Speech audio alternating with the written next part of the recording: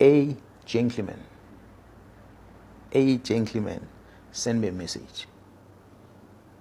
Mr. Brown sent me a WhatsApp message. And he said on the message, I can show you the message because I have it with me. It's a WhatsApp that came to me. I didn't ask for it. Maybe let me read it to you. Perhaps it might make life much easier for you.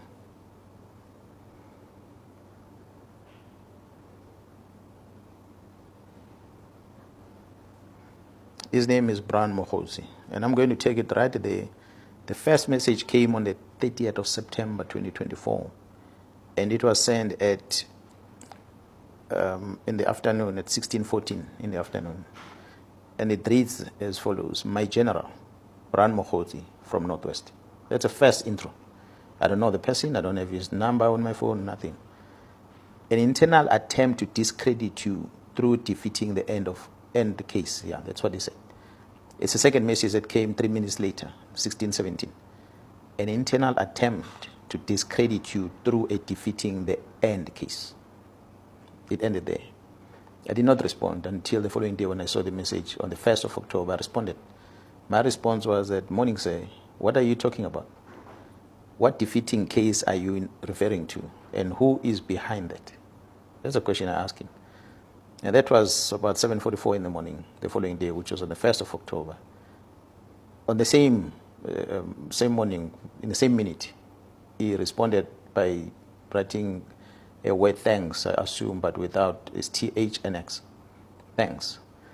And from there, same time, he sends me a KZN factual report. A factual report which is a report that, assuming, was drafted by the commander that was on the crime scene on the eve of that attempt arrest of that prison official. And this was directed to the provincial commissioner, which I never received. This factual report was directed to the provincial commissioner, and this very same factual report is not signed at the bottom. Although it's got the name of the member that was in charge, but so it is a report directed to me. It should have been signed, and it's dated on the 9th of January 2024. That was a day after the incident. So which means the member who was in charge was communicating to me that as per the engagement the previous night, this is what he has done. So this was a factual report. That was never sent to you? Which I never received. Maybe it might have been processed somehow, but I never received it. And this COP one is not signed. So he sends me this. The first question is, but where will a civilian person guess this thing? I have never heard of a name, Brown Mkhwanazi, before in the police. So he sends me that factual report. And immediately, same time, he sends me the copy of OP entry. Someone took a photo of that OP entry, which is accompanying this report, which basically is contained the same thing as 2 pages of the OP entry, containing the same thing that is on the OB. Then after that, 7:51, the next message is, please handle confidentially. A meeting with the complainant will revert. That's his message. Next message, which he sends at 8:37, am in Lusikisiki today. Well, let's say a WhatsApp message, which means I am in Lusikisiki today. And the next messages come after that. General Kumalo, DivCom, just checked your standing with him. Now introduce something else. He's still busy with the prison. Now introduce General Kumalo. General Kumalo, DivCom, just check your standing with him. Yesterday, he pushed a negative narrative about you on the CITs in KZN. Again, the same complainant spoke with him. And then from there, he attaches a screenshot of a presentation, assuming was a confidential meeting, this one, which a crime intelligence was presenting their policies. He has a copy of that first slide. Could it be that he was in that meeting, or someone who was in that meeting took that picture and sent it to him? Well, I didn't know. So this was to him to prove that I must trust him because he's making a reference to crime intelligence. Now, my response to him was that I hope you understand. Sorry. He writes another message again. He says, I hope you understand, will revert. Confidentially is key here. That's still him. And then I gave him a lengthy response, which was sent to him on the same date at 9:25. Maybe let me read that response I sent you. I know that matter very well, which was an alleged operation that was conducted at the premises of a high-ranking TCS officer without a search warrant. That was a state house, which is within TCS premises. Who doesn't know that at prison there are too many illegal activities taking place? The alleged illicit goods were found in the dustbin, which was outside the house. Those members felt that only the TCS senior must be held responsible, hence they wanted to charge her. It is a known secret that there are many illegal activities that are taking place within TCS, so to simply blame the house tenant for items that are found inside the dustbin was malicious, and it would have not been successfully prosecuted, and a civil claim would have been registered against the SAPS. The minister will learn the truth one day about the items which have been about that team which have been complaining that I have made them conduct crime-fighting operations which are outside their mandate, although when they want to, they do such duties. For example, this one, which was carried out without following legal process, and let alone informing either myself nor the district commissioner. That was my response first. And then the second response about the DIVCOM, I asked him, what did he say about me when I was talking about Jaro Kumar? And then he responded on my first message. He says, the minister is briefed. He has just arrived in Lusikisiki. General, this must be in your chest. The next message. And well, I responded to him and said, trust me on this one. And he responded again, you are having your interest, and that maybe you are having your own cartel. You don't listen to CI. Then Masimula intercepted him, meaning Masimula was in a meeting when Kumalo was uttering these words, and Masimula intercepted him. And also spoke about your provincial CI. Remember, he is retiring next month. And I responded, I said, please get me that presentation if there is one to confirm, or otherwise if there is any recording. That's me asking him. Then his response was that nothing. General Khan will brief you next week. So introduce now General Khan. General Khan was brief you next week. And I said, sure. And then he sent me another message back in Johannesburg. He tried to call me on the 2nd. There's a missed call. And then on the 4th, this is October, sent me another message. Good day, General. Met with the complainant. And he tried to call me. I didn't answer. On the 16th, he called me. He sent me a message again. He said, good day, General. And he sent another one. He deleted it. On the 30th of October, he called again for 42 seconds, and I didn't answer his call. So I never spoken to him again. He has never sent me any message again. So it was then where I wanted to verify whether this so-called Brown Mkhwanazi, who then alleges that he was a Lusikisiki and the minister is aware of these allegations that he's talking about, because I did ask him specifically about this, what he's saying. Where exactly where you mentioned the minister? Oh yeah, that was at 9:28. The minister is briefed. He has just arrived in Lusikisiki. Now I knew on that day there was that massacre, and the minister was visiting there at Lusikisiki. That's when I called the chief of staff to try and establish the identity of this person. I said, chief of staff, do you know this person? That's when the chief of staff confirmed to me that yes, he knows him, that he's close to the minister. So when I went to Parliament, I pulled it from there. I told parliamentarians, I said, the person who introduced anything about the prison was a person who's outside this police. And his name is so-and-so, and this is what he claims to be close to the minister. When I phoned the chief of staff to verify his identity, the chief of staff confirmed that, yes, indeed, the guy is close to the minister.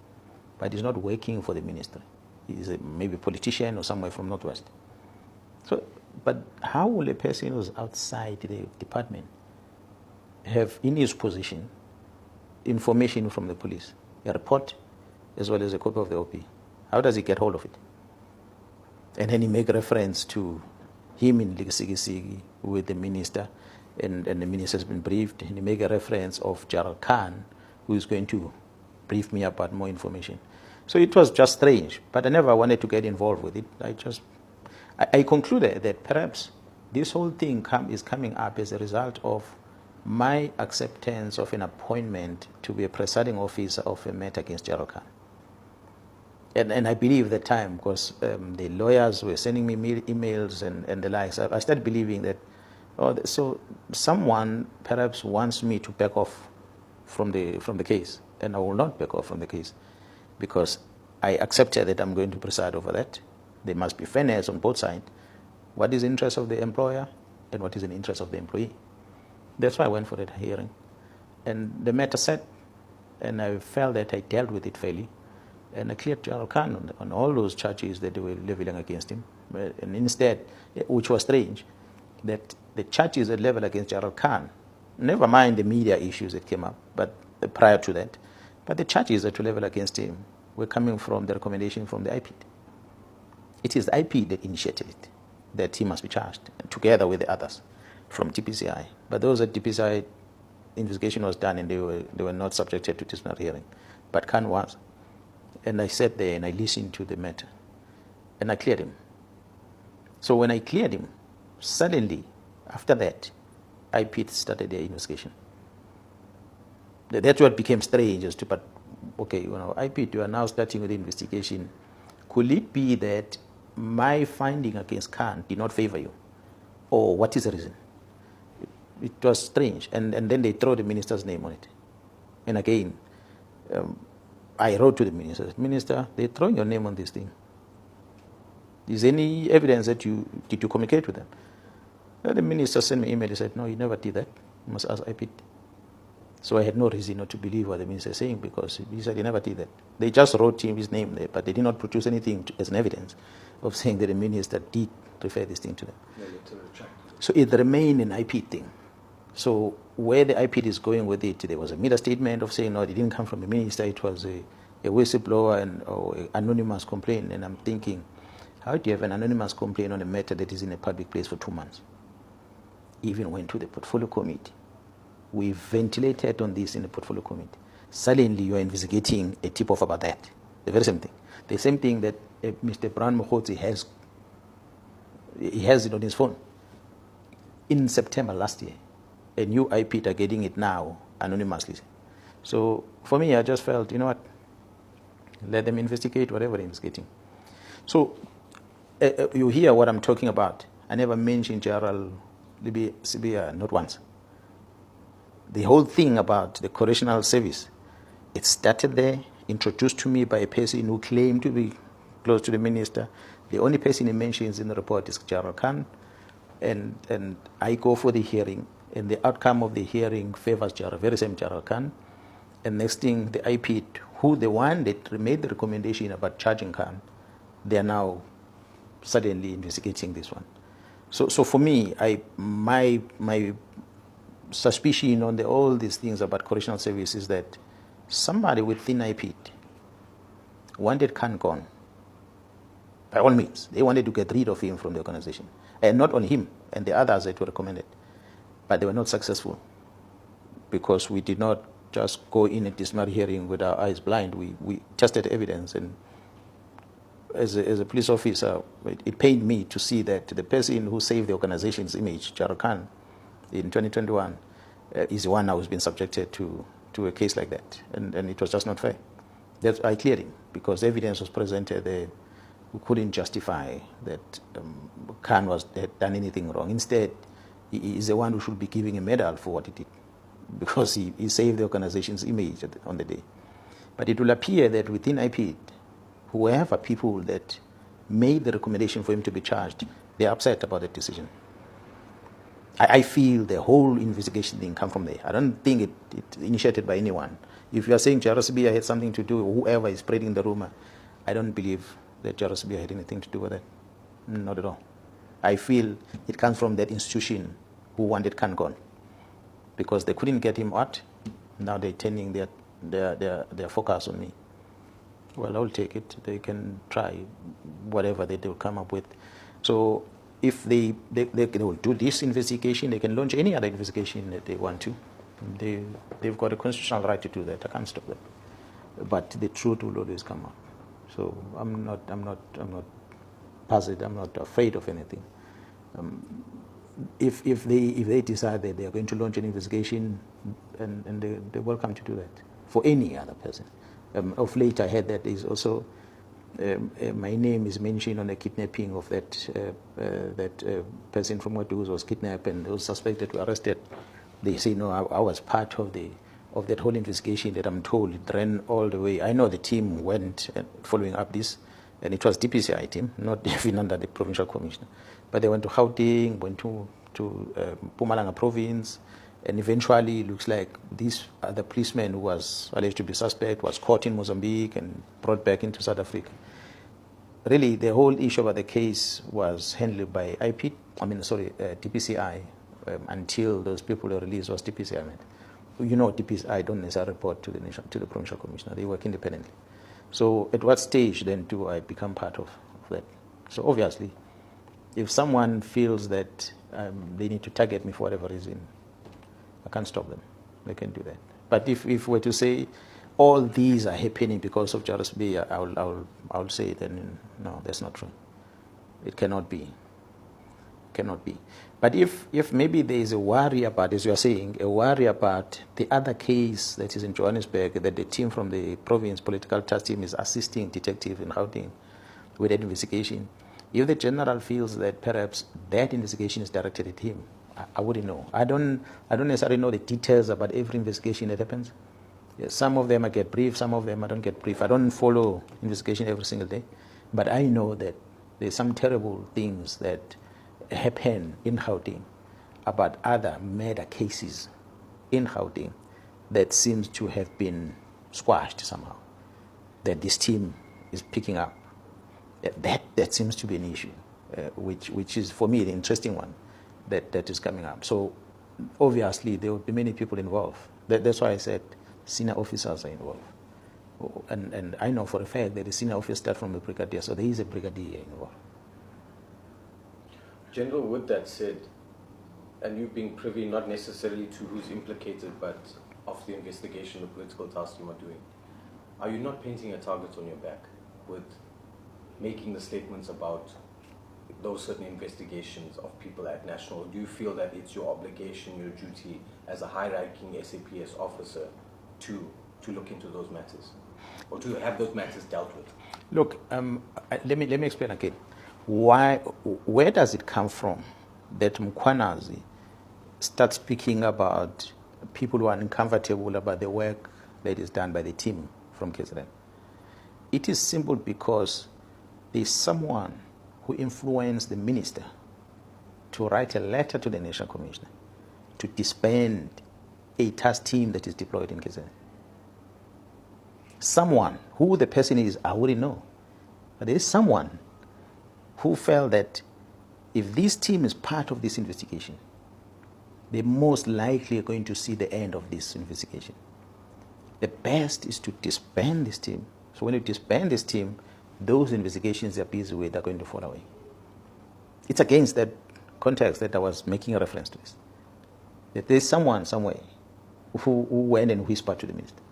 Because to me, it doesn't make sense that you're going to be told disband this. And this which you are told to disband operates here.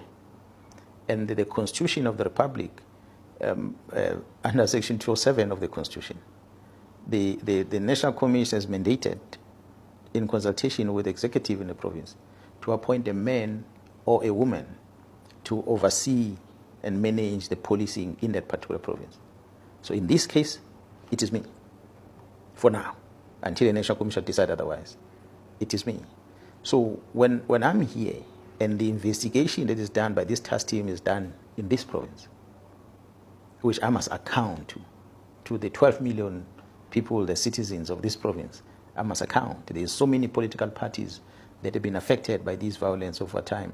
I must explain to them about our interventions in trying to stabilize and get rid of these political killings in this province. we're the only province where such a team had to be formed, because we're the ones that have been killing a lot of politicians, unlike any other province. So that's why there was a focus on this, which was a directive from the president. So we're having this team working, and we've been briefing the previous ministers about it. And the previous minister has always been in the media about it. So to now hear, because the letter was not written to me, I saw it from the media, to hear that there is a letter which is written which says disband this thing. So the question I asked was, National Commissioner, are you aware of this? And the National Commissioner says, I'm on leave. I don't know anything about the letter. I said, but there's letter in the public space. Maybe you need to find out from the minister whether or from your office, whoever is acting, whether is there such a letter that came to your office? Because if the letter comes and says disband something, I feel that the least that must happen is that I must give it an opportunity to brief our principal on it. Then when they make the decision to disband, at least they're informed by what's happening on the ground. But if you make a decision somewhere and the person responsible for it, you have not been engaged, it then makes one wonder why. That's why then I'm saying someone came and whispered to the minister to close this, because this is investigating cases that might link either his associates or her associates, or colleagues that he works with or she works with, or the high-profile people that the person might know outside the organization, or maybe a criminal syndicate out there that needs to be protected for whatever reason. So that's my conclusion. But the question is, who is the person that will have whispered to the minister and influenced the minister to sign a letter to disband the unit? And the timing of it. Sign the letter now while the National Commissioner is on leave, so that it can be implemented. When the National Commissioner comes back from leave, this unit is disbanded. Those are the things that were question marks.